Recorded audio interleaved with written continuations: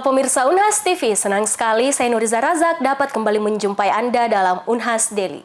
Dalam beberapa menit ke depan, kami akan menyajikan berita-berita terpercaya hanya untuk Anda.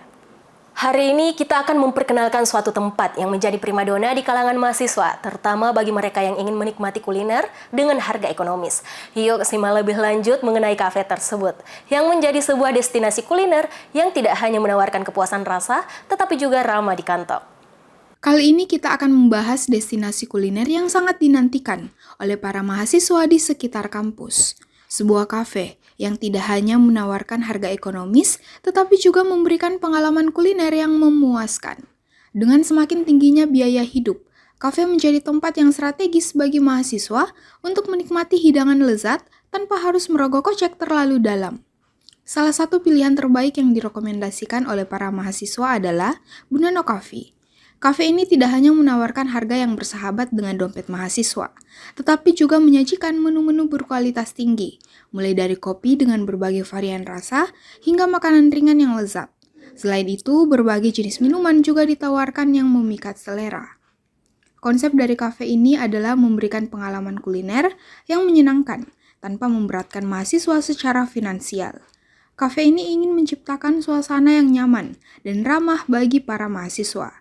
Harga yang terjangkau bukan berarti mengorbankan kualitas bahan baku dan rasa dari setiap menu pada kafe ini. Kafe Bunano Coffee yang terletak strategis di sekitar kampus menjadi daya tarik utama bagi mahasiswa yang mencapai atau mencari alternatif makanan yang enak namun tetap bersahabat dengan anggaran mahasiswa. Tidak hanya itu, kafe ini juga dikenal dengan atmosfernya yang sangat santai dan cocok sebagai tempat berkumpul atau bahkan belajar. Salah satunya itu di Bunano. Kenapa saya pilih Bunano? Karena ya seperti kita tahu bahwa fasilitasnya lumayan, karena dia memiliki AC tentunya yang dingin untuk kita, terus wifi juga ada, terus nyaman juga tempatnya Kak. Kalau nongkrong itu biasa untuk kerja skripsi, sekedar bertemu sama teman-teman KKN atau kumpul-kumpul biasa gitu. Ya kalau mungkin yang pertama untuk teman-teman itu, yang pertama jangan main HP.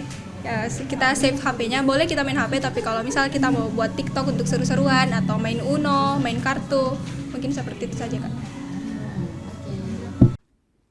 Dalam wawancaranya, Tihen Suwarno juga menyebutkan bahwa kafe Skala dan kafe ganti nama juga menjadi rekomendasi 3 teratas baginya. Tien selaku pelanggan setia kafe ini juga memberikan testimonial positif yang menyebutkan bahwa kafe Bunano Coffee menjadi tempat favorit mereka untuk berkumpul, belajar, dan menikmati kuliner lezat tanpa harus khawatir tentang anggaran. Bagi para mahasiswa yang mencari tempat makan dengan harga ekonomis, namun tetap bisa menikmati hidangan berkualitas, Bunano Coffee Cafe menjadi pilihan yang sangat tepat. Mari kunjungi dan rasakan sendiri pengalaman kuliner yang istimewa di tengah kesibukan perkuliahan. Karena yang pertama kalau dari kampus, dari habis kelas langsung ke Bunano kan misalnya ada tugas, nah bisa langsung ke Bunano saja.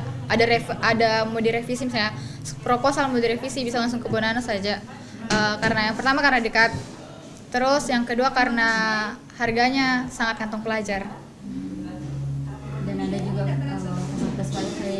Iya, ada wifi-nya kencang sekali. Jika Anda adalah seorang mahasiswa yang mencari tempat berkualitas untuk bersantap dengan anggaran terbatas, jangan lewatkan kafe Bunano Coffee. Melangkahlah ke dunia rasa yang memuaskan tanpa merogoh terlalu dalam ke kantong Anda. Mari nikmati kuliner lezat dan suasana yang menyenangkan di kafe ini sebagai tempat yang mengerti kebutuhan dan selera mahasiswa. Feni Septiani Samuel, Erlita Nur, Unhas TV. Viral, Chimay Medical Center di kota Tainan yang berada di barat daya Taiwan telah melakukan operasi pengangkatan 300 batu ginjal pada seorang wanita berusia 20 tahun akibat mengkonsumsi boba secara berlebihan. Berikut berita selengkapnya untuk Anda. Boba merupakan bola tapioka yang sering digunakan sebagai tambahan dalam minuman bubble tea.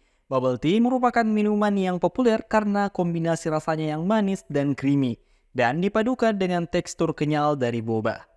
Baru-baru ini viral, rumah sakit Chimay di kota Tainan yang berada di Taiwan baru saja melakukan tindakan pengangkatan 300 batu ginjal pada tubuh Xiao Yu yang berusia 20 tahun. Awalnya, ia dirawat dengan keluhan demam dan nyeri punggung yang parah. Pasien tersebut jarang bahkan tidak suka minum air putih dan lebih memilih boba untuk minuman sehari-hari. Dilansir melalui situs web Rumah Sakit Cime, CT scan mengindikasikan bahwa batu ginjal yang ditemukan memiliki ukuran berkisar antara 5 mm hingga 2 cm. Selain itu, tes darah yang dilakukan menunjukkan adanya peningkatan jumlah sel darah putih. Dr. Lim Chae-yong, ahli urologi di rumah sakit tersebut, mengatakan sekitar 9,6% penduduk Taiwan kemungkinan mengalami batu ginjal selama hidup mereka, dikarenakan kecenderungan mereka untuk lebih sering mengonsumsi boba tea. Kejadian batu ginjal cenderung meningkat pada musim semi dan musim panas disebabkan oleh dehidrasi yang diakibatkan cuaca panas. Karena kurangnya konsumsi cairan, urin menjadi lebih kental, menyebabkan mineral berikatan dan membentuk kristal yang kemudian menjadi batu ginjal. Setelah hampir 2 bulan melaksanakan kokurikuler peradilan semu, ALSA LC Universitas Hasanuddin berhasil menyelenggarakan final kokurikuler di Pengadilan Negeri Makassar. Kokurikuler Peradilan Semu 2023 berhasil terlaksana pada tanggal 14 Oktober hingga final di tanggal 2 Desember 2023 dengan jumlah peserta sebanyak 62 orang. Dan yang paling menarik, kegiatan final Kokurikuler Peradilan Semu 2023 ini berhasil diselenggarakan di Pengadilan Negeri Kota Makassar. Dalam kegiatan kokur ini, para peserta diberikan materi tentang hukum acara pidana yang dibawakan langsung oleh praktisi hukum maupun dosen yang tentunya ahli di bidangnya. Selain itu, para peserta diberikan sesi latihan berupa praktik persidangan atau hukum acara, yang kemudian diakhiri dengan final berupa praktik persidangan yang dilaksanakan di tempat persidangan secara langsung, yakni di Pengadilan Negeri Kota Makassar. Erwin selaku Project Officer Kokurikuler Peradilan Semu 2023 berharap agar sekiranya ilmu yang peserta dapatkan bisa bermanfaat bagi mereka dan kelak mereka bisa menjadi praktisi-praktisi hukum yang dapat menegakkan keadilan sebagaimana adagium hukum. Fiat Justitia Ruat Celum. Hendaklah keadilan ditegakkan walau langit akan runtuh.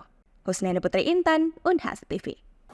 Perubahan iklim memperparah dampak El Nino di penghujung tahun 2023 ini.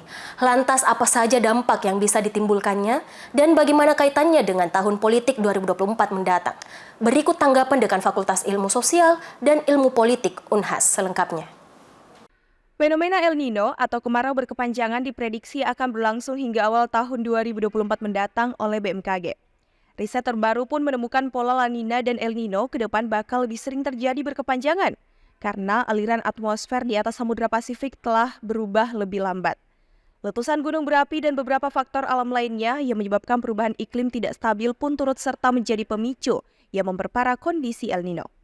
Mengingat dampak yang ditimbulkan akibat fenomena ini, sangat berpengaruh terhadap ketersediaan pangan, terutama beras.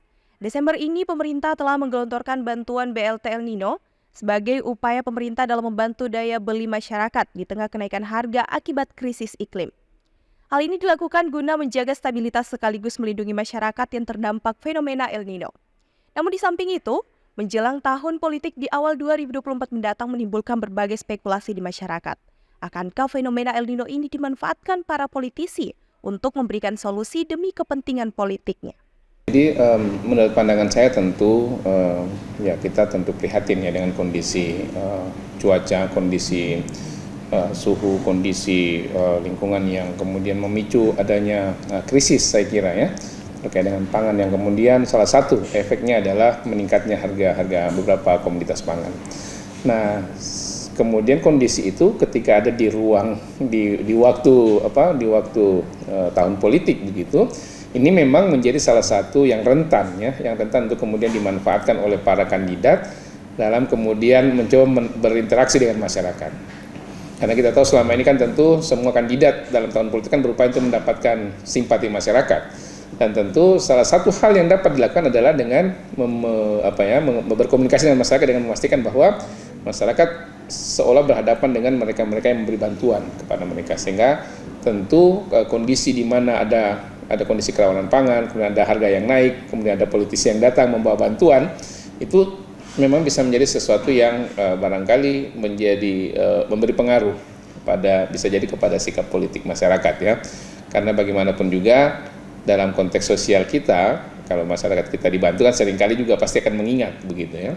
Dan kalau kondisinya mengingat itu bisa jadi itu akan punya pengaruh ke aspek elektabilitas atau elektoral ya. Kita bicara tentang elektoral dari para kandidat, sehingga ya memang itu sangat terbuka kemungkinan untuk kemudian dalam tanda petik dimanfaatkan oleh para politisi untuk kemudian masuk ke masyarakat dengan membawa hal-hal yang barangkali dianggap dibutuhkan oleh masyarakat dalam kondisi krisis sekarang ini.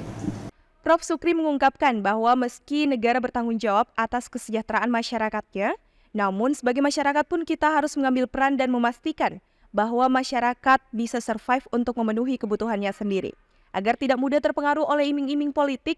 Oleh karenanya, masyarakat harus bijak untuk menempatkan kebutuhannya ketika dihadapkan dengan potensi bantuan yang punya implikasi politik. Menurutnya, masyarakat harus cerdas dan mampu mengevaluasi apa saja yang datang pada mereka, dan ia pun berharap agar para politisi tidak menjadikan hal ini sebagai komoditas yang dimanfaatkan demi kepentingan politik semata. Musnaini Putri Intan, Muhammad Syaiful, Unhas TV. Berita tadi sekaligus menutup perjumpaan kita hari ini. Terus saksikan Unas Daily hanya di Unas TV. Saya Nuriza Razak beserta kru yang bertugas pamit undur diri dan sampai jumpa.